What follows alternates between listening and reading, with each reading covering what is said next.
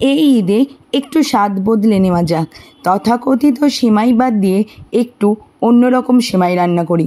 নামটা না হয় একটু পরে বলছি। এই রেসিপিটা হলো একটা আরবিয়ান ডেজার্ট, তবে এটা একটু আমাদের ভারতীয় বা বাংলা স্টাইলে করা হয়েছে। তোমাদের আশা করি রেসিপিটা খুব ভালো লাগবে। তো চলো দেখে নেওয়া যাক কীভাবে তৈরি করলাম এই রেসিপিটা। এটি বানানোর জন্য প্রথমে আমি লাচ্ছা সেমাইটাকে খুব ভালো করে গুঁড়ো গুঁড়ো করে নিলাম বা ভেঙে নিলাম। এরপর অন্য একটি পাত্রে বেশ খানিকটা বাটার গরম করে নিলাম।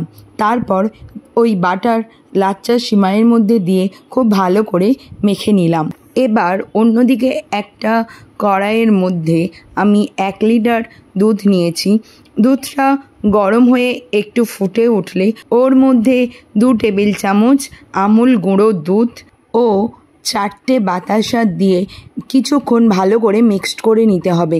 এমনভাবে মিক্সড করতে হবে যাতে দুধটা ডালা ডালা না থাকে।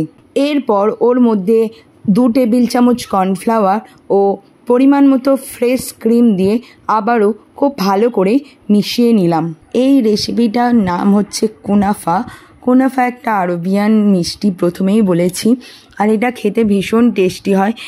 আসল যে কুনাফা সেখানে দুধের মধ্যে চিজ দেওয়া হয়, আমি চিজ দিইনি, তোমরা চাইলে সেটা যোগ করতে পারো। দুধটা ফুটে ফুটে একেবারে ঘন হয়ে এলে কিন্তু আমরা নামিয়ে নেব। আর এটা কিন্তু কন্টিনিউ নাড়তে হবে, না হলে কিন্তু নিচে লেগে ধরার একটা ভয় থাকে। আমাদের দুধটা কিন্তু একেবারে তৈরি হয়ে গেছে। এরপর একটা বাটির মধ্যে আমি চারিদিকে বাটার মাখিয়ে নিয়েছি। এর মধ্যে আমরা সেমাইটাকে বেকড করে নেব। এরপর আমরা আগে থেকে যে সিমাইটা বাটার দিয়ে মাখিয়ে রেখেছিলাম সেই সিমাইয়ের কিছুটা অংশ নিয়ে ওই বাটির মধ্যে দিয়ে দেব। অনেকের মনে হতেই পারে এখানে হঠাৎ করে সাদা সিমাই হলুদ হয়ে গেল কেন।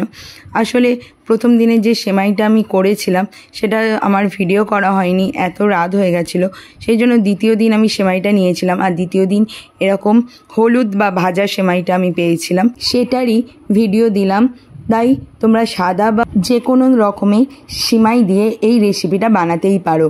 এরপরে ভালো করে সেট করার পরে সিমাইটা ওর ওপর যে দুধের মিশ্রণটা আমি করে রেখেছিলাম সেটা ভালো করে ছড়িয়ে দিলাম।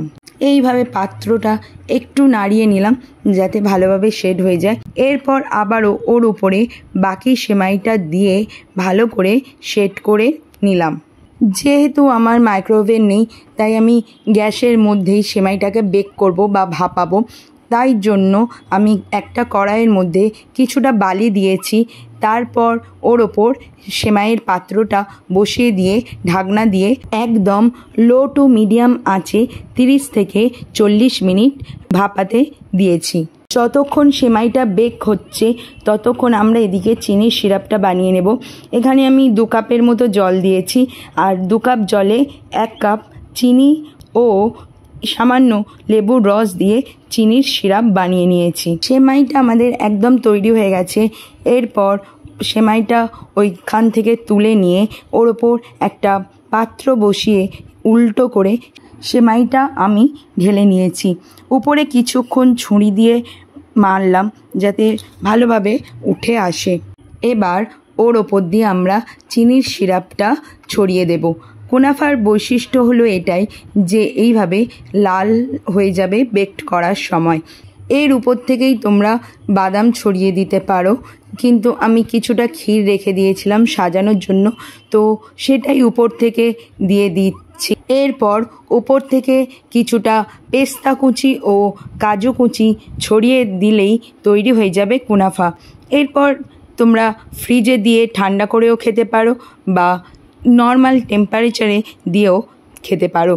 আর এটা খুব একটা মিষ্টিও হয় না, তাই ছোট বড় সবাই কিন্তু বেশ জমিয়েও খেতে পারে। কেমন হয়েছে এই রেসিপিটা অবশ্যই তোমরা জানিও, আর এই রেসিপি দেখে বানালে অবশ্যই সেই ছবি আমাদের সাথে শেয়ার করতে ভুলো না। দেখা হচ্ছে নতুন একটা রান্না নিয়ে, ততক্ষণ সবাইকে পবিত্র ঈদের অনেক শুভেচ্ছা।